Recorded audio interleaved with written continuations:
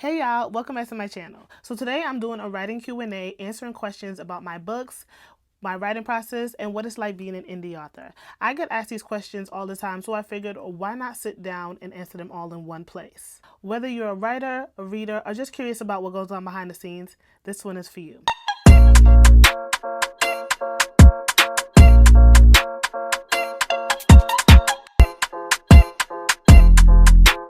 I've always loved storytelling. I've been doing it since I was a kid, but I really started taking my writing serious during the pandemic when I was supposed to be working. I had a lot more idle time on my hands, so I decided to start writing Show You No Mercy. Now, originally Show You No Mercy was not Show You No Mercy. The original title was supposed to be Out for Blood. Now, they both go hand in hand. But I don't know why, but Show You No Mercy just kind of stuck with me because it's like, show you no mercy. You ain't getting none of that. Mercy does not exist in this series. Yeah, but I am out for blood.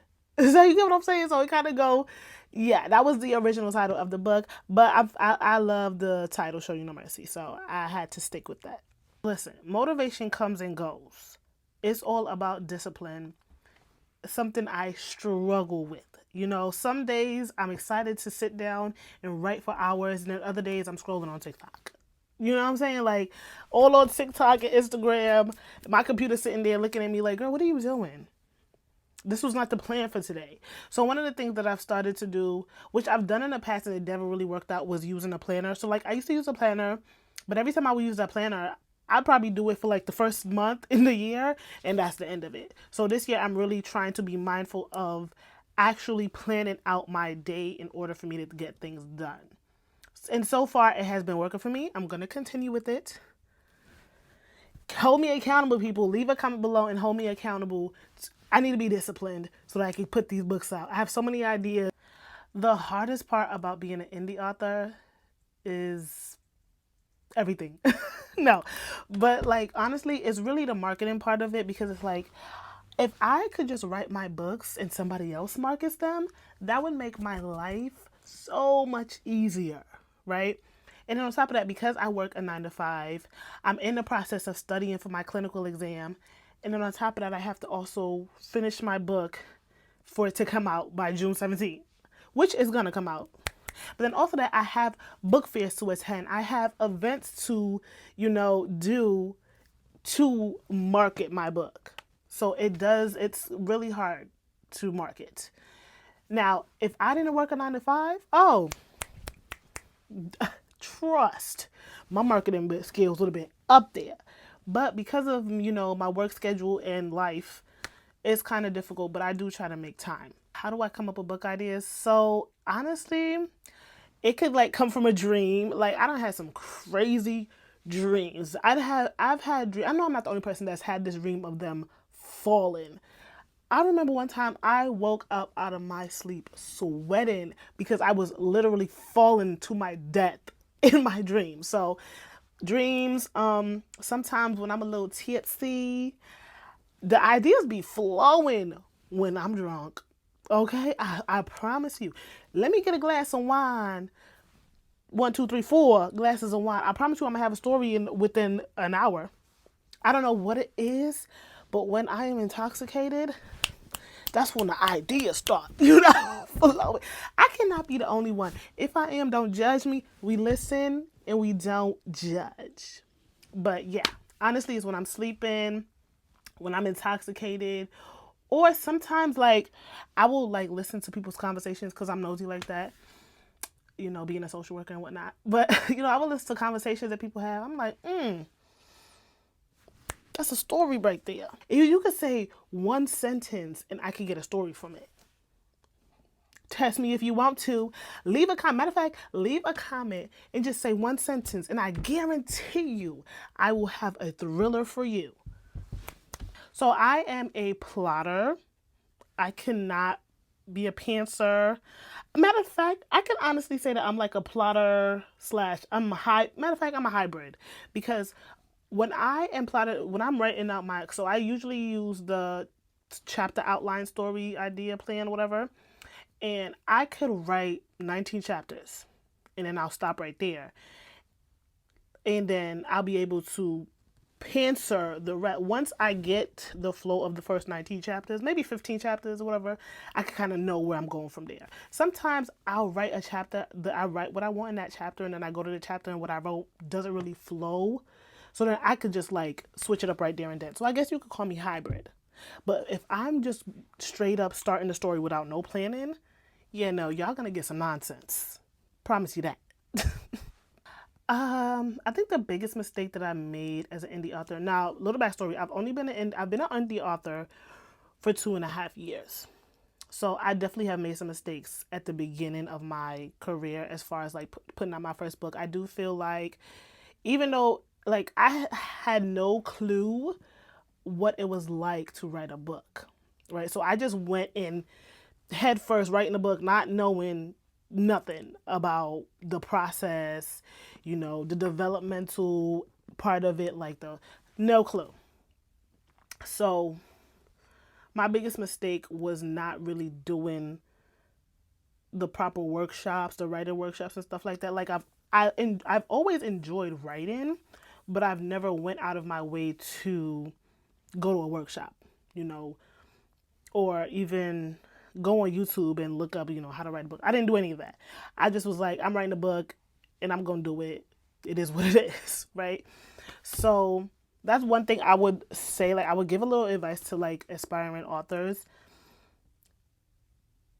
Do some classes, like do a creative writing class, do a workshop, and even go on there's a thing called a app, and it's a website called Udemy, where they teach a lot of things, not just even writing, just everything. Like if you're looking for to learn how to do something, Udemy, I'm gonna leave the website in my description.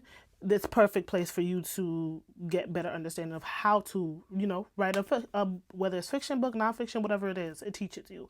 So I wish that I had did that in the beginning before I put out the first Show You No Mercy, because I did that.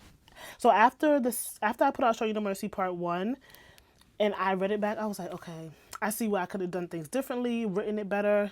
And so before I put out 2, that's when I started going on Udemy, doing writing workshops, talking to other authors about their writing process and things like that, people who have been out longer than me. So when you go from reading book 1 to reading book 2, you're going to see a significant difference in how book 2 is written, because I did the work.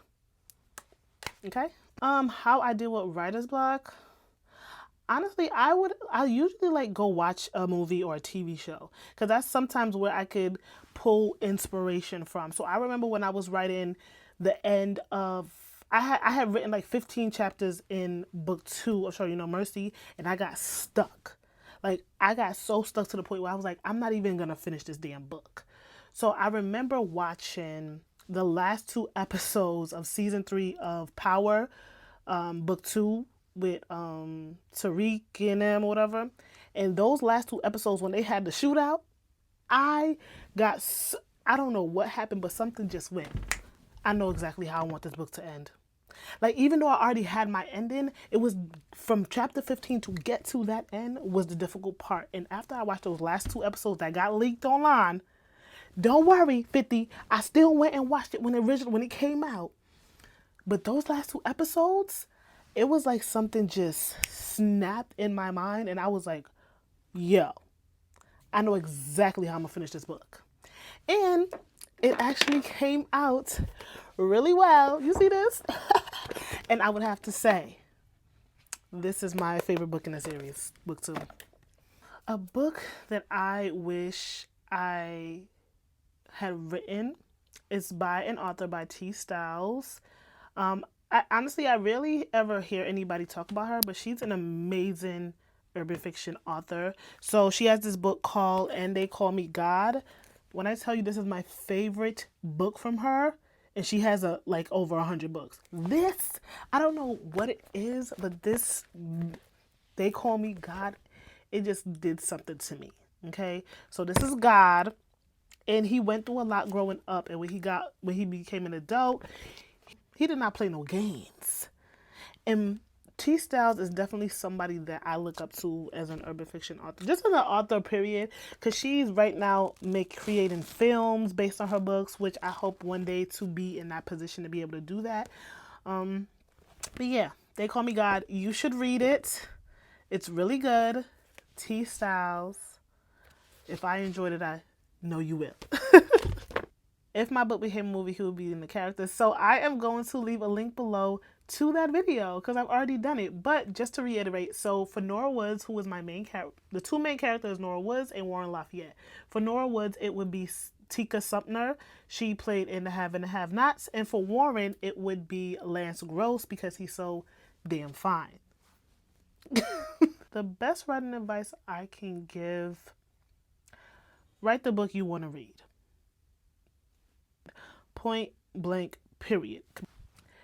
Be disciplined and enjoy it. Have fun with it. Sometimes I feel like as authors and writers, we get so focused on, okay, I have to make sure this book comes out this day, so I got to write on this day and do that this day, and I got to market this. And sometimes we forget to enjoy creating these stories. So enjoy what you do.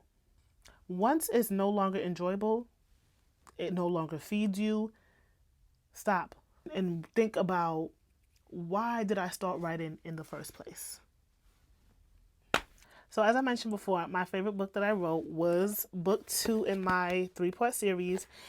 And the reason this was my favorite book is because of the dynamic between Sage and Warren and how that played out, because it kind of reminded me of a situation that I've been through. Now, I don't want to give too much away because we are in the process of doing my read-along series, so we haven't gotten to book 2 yet, but I can't wait because I'm so excited. But another reason why is because of the villain that's in this book has a right to be a villain. Now, how she goes about it is crazy, but yes, book 2 is my favorite. This is big right now. The whole series, I love it, but yes. My favorite part of my writing series is creating the characters, their personalities, and their names. I love creating names. Well, not necessarily creating. I be on one of them name generator things and looking at, okay, this name is cute, maybe I could put these two together, because sometimes I do be trying to make my names unique, but then also I want to make people be able to pronounce them as well as myself. If I can't pronounce a name, why would I put it in my book? But that's my favorite part of the writing process: creating the characters and their personalities. Editing this dead last. Plotting is also enjoyable too, because I get to really see how far am I going to push these characters to reach their goal. So yes. So what's next for me? I have my psychological thriller, Say I Do, coming out on June 17th. So you should be looking for that. I am going to be having a book box for that. I can't wait. March will be the Murder March event for all thriller, suspense, mystery authors, writers. Is going to be popping. We have an author sign up. Me and Brianna are doing it. We have an author sign up, which I'm going to leave for that link in the description below as well. And it's in my bio on my Instagram, TikTok. Yeah, my Instagram and TikTok. What else am I working on? I am going to be in Orlando September 6th for the Boozy Book Tour. I cannot wait. It's my first time being a part of the Boozy Book Tour, so I'm super excited. And I am going to release a novella in October for Halloween. You know how that go. But I do also have another book in mind. Not sure if it's going to come out this year. I'm hoping it will, but that all just depends on my schedule. That's it for today's Q&A. I hope I gave you guys an insight into behind the scenes of my writing process. If you have more questions, please drop them in the comments below and I will make a part 2 of this. Also, if you want to read my books, they are available on Amazon, Audible for book 1, TikTok Shop, my website, and Kindle. Don't forget to like, comment, subscribe, and turn on that notification because there's more to come.